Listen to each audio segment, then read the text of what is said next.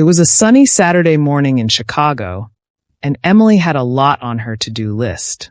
She was planning a small dinner party for her friends that evening, but she needed to do one important thing first: go to the grocery store. Emily was still getting used to shopping on her own. Since moving to Chicago for a new job, she had been learning how to handle her day-to-day activities, like cooking, cleaning, and of course, shopping for groceries. Today, she decided to head to her favorite store, Greenfield Market, a small but popular grocery store just a few blocks from her apartment. "I hope I don't forget anything this time," Emily said to herself as she grabbed her reusable bags and made a list on her phone. Let's see: eggs, milk, bread, vegetables, chicken, pasta. As Emily walked to the store, she enjoyed the fresh air and the warm breeze. Living in Chicago was exciting, but also a bit challenging for her. Emily was from a small town in Indiana, and while she spoke English fluently, she often felt nervous about making mistakes or not understanding certain phrases in her new city. But today, she was ready to practice. When she arrived at Greenfield Market, Emily grabbed a cart from outside. The store was busy with people, and the aisles were full of fresh fruits and vegetables, meats, snacks, and all the items she needed. She smiled to herself, feeling a bit more confident. Emily pulled out her phone to check her shopping list. First on the list, eggs. She pushed her cart toward the dairy section, carefully looking at the labels. She saw several kinds of eggs. "Why are there so many choices?" she whispered to herself. Large eggs, organic eggs, free-range eggs. Emily had learned about different types of food, but sometimes the choices were overwhelming. She decided to pick the large brown eggs since they were on sale. As she continued down the aisle, she spotted milk. There were also many options: whole milk, 2%, skim, and almond milk. Emily remembered that one of her friends was lactose intolerant, so she added almond milk ** to her cart. Next on the list was bread. Emily loved making sandwiches, so she wanted to get a good loaf of bread. The bakery section smelled amazing, and there were so many fresh choices. "Should I get whole wheat or white bread?" she thought. After a few moments, she decided on whole wheat bread, thinking it would be a healthier option. As Emily was trying to find the pasta aisle, she bumped into her neighbor, Ben. Ben was holding a basket filled with fruits and vegetables. "Hey, Emily." Ben greeted her with a smile. "Are you shopping for something special?" Emily smiled back. "Yeah, I'm having a little dinner party tonight. I still have a lot to buy, though." "That sounds fun. Do you need help finding anything?" Ben asked. "Actually, yes," Emily said. "I'm looking for the pasta aisle, but I can't seem to find it." "It's just down this way," Ben pointed. "I'll show you." Emily followed Ben, and they chatted while walking through the store. Ben had lived in Chicago for a few years, and he loved the local grocery stores. He knew where everything was, and he even gave Emily some cooking tips. "Are you making pasta for your dinner party?" Ben asked. "Yes, I thought it would be easy and everyone likes pasta," Emily replied. "Good idea. If you need any help cooking, just let me know," Ben said. "I'm a pretty good chef." Emily laughed. "Thanks, I might take you up on that." Emily felt more relaxed after talking to Ben. With his help, she found the pasta quickly and grabbed a box of spaghetti. She also picked up a jar of marinara sauce to go with it. Now, she needed to get some fresh vegetables for a salad. She walked to the produce section, where she saw bright red tomatoes, crisp lettuce, and colorful bell peppers. Emily loved how fresh everything looked. She put some romaine lettuce, cherry tomatoes, and a few cucumbers in her cart. Just then, she remembered she needed chicken for the main course. She walked to the meat section and looked at the different types of chicken. Should I get chicken breasts or thighs? Emily wondered. She decided on boneless, skinless chicken breasts, thinking they would be easier to cook. Finally, Emily picked up a bottle of olive oil and some spices for the pasta dish. She felt proud of herself for remembering everything on her list. Emily pushed her cart to the checkout lanes, feeling satisfied with her shopping trip. As she waited in line, she noticed Mrs. Johnson, one of the cashiers, was working at the register. Mrs. Johnson was a kind woman in her 60s, with short gray hair and a big smile. She was always cheerful and loved talking to customers. When it was Emily's turn, Mrs. Johnson greeted her warmly. "Good morning, dear. Looks like you're having a party tonight." Emily smiled. "Yes, I am. I'm making pasta and salad for my friends." "That sounds wonderful," Mrs. Johnson said as she started scanning Emily's groceries.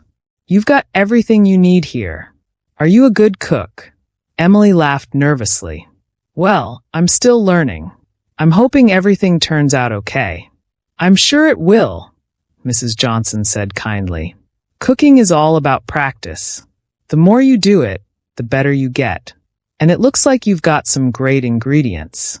Emily nodded, feeling a bit more confident. As Mrs. Johnson finished scanning the items, she told Emily the total cost. "That'll be $42.50. Emily pulled out her debit card and swiped it through the card reader.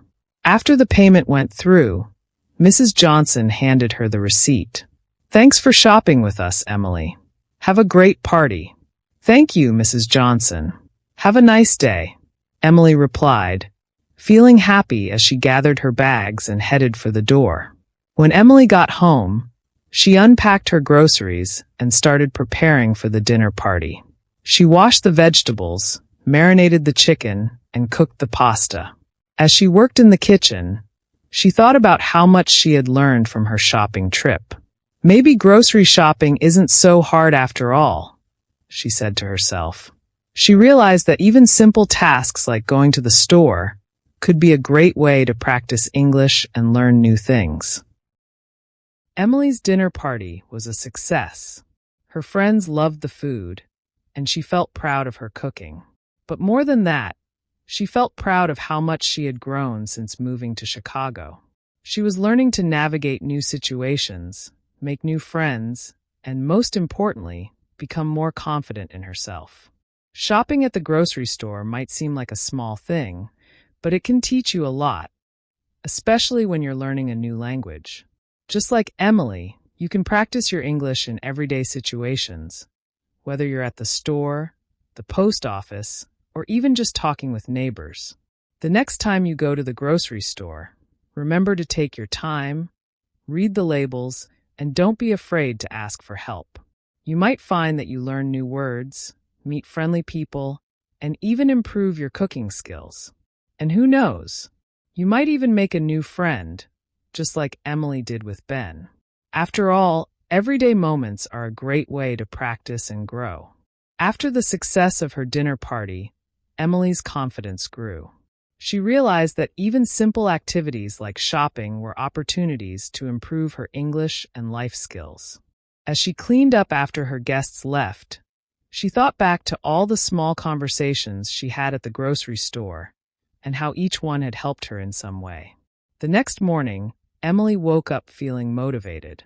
She decided to visit the grocery store again to pick up a few items she forgot the day before. This time, she wanted to be more observant and practice her English even more. As Emily walked to the store, she decided to challenge herself. "Today, I'm going to ask a question about something I don't understand," she thought. Even though she knew she could find most things on her own, she wanted to practice speaking more and improve her confidence. When she arrived at Greenfield Market, she noticed a few items on sale near the entrance. There were large signs that said things like "Buy one, get one free," and "Save 20%. While she understood most of the signs, there was one that confused her. It read, "Manager's Special, $1.99 per pound for produce bags." What's a manager's special? Emily wondered aloud. She had never heard the term before. Maybe it's a special discount that the manager chooses, she thought. Deciding to find out for sure, Emily headed over to one of the employees stocking shelves in the produce section. The employee, a young man named Carlos, was arranging apples when Emily approached. "Hi, excuse me," Emily said politely. "I have a question about the sign over there. It says Manager's Special. What does that mean exactly?" Carlos smiled and nodded. "Oh, that just means it's a special deal for today, chosen by the store manager. It's usually a lower price on something we want to sell more of, like these produce bags. So today, they're cheaper than usual." Emily smiled, feeling proud of herself for asking. "Thank you. That makes sense." "No problem," Carlos replied. "Anything else I can help you with?" Emily thought for a moment. "Actually, yes. I'm also looking for quinoa. Do you know where I can find it?" "Sure. It's in the grains aisle, right next to the rice." "I'll show you," Carlos said as he guided her toward the correct aisle. When they reached the grains aisle, Carlos pointed to a section of shelves filled with various grains and seeds. "There it is, quinoa. It's pretty popular now because it's healthy and gluten-free," Carlos explained. Emily had heard about quinoa before, but had never cooked it. She decided to give it a try, so she grabbed a small bag and added it to her cart. As she thanked Carlos again, she realized how much more comfortable she felt in the store compared to her first few visits. Emily noticed that she had learned a few new words during this trip, like Manager's Special and quinoa. She mentally added them to her growing list of vocabulary. After finding everything on her list, Emily made her way to the checkout line. Once again, she saw Mrs. Johnson working the register. It seemed like Mrs. Johnson was always happy to chat, and today was no different. "Good morning, Emily." Mrs. Johnson greeted her as she started scanning the items. "Back again already?" "Yes," Emily laughed. "I forgot a few things yesterday. Plus, I wanted to try quinoa. Have you ever had it?" "Oh yes, I love quinoa," Mrs. Johnson replied enthusiastically. "It's great in salads or as a side dish. I like to cook it with some vegetables and a little lemon juice." "Very tasty." Emily smiled. "That sounds delicious. I'll have to try that." Mrs. Johnson finished scanning the groceries and packed them into bags. As she handed Emily her receipt, she gave her one last piece of advice. "Don't forget, the key to cooking quinoa is to rinse it well before you cook it. It helps get rid of the bitter taste." "Thanks for the tip," Emily said, feeling more confident about her new ingredient.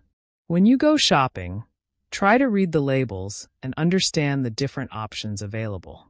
Don't be shy about asking for help in English. It's a great way to practice speaking. Make a shopping list in English before you go to the store. It will help you remember new words. Pay attention to the conversations around you at the store. You can learn a lot from listening to how people talk in everyday situations. Happy learning and happy shopping.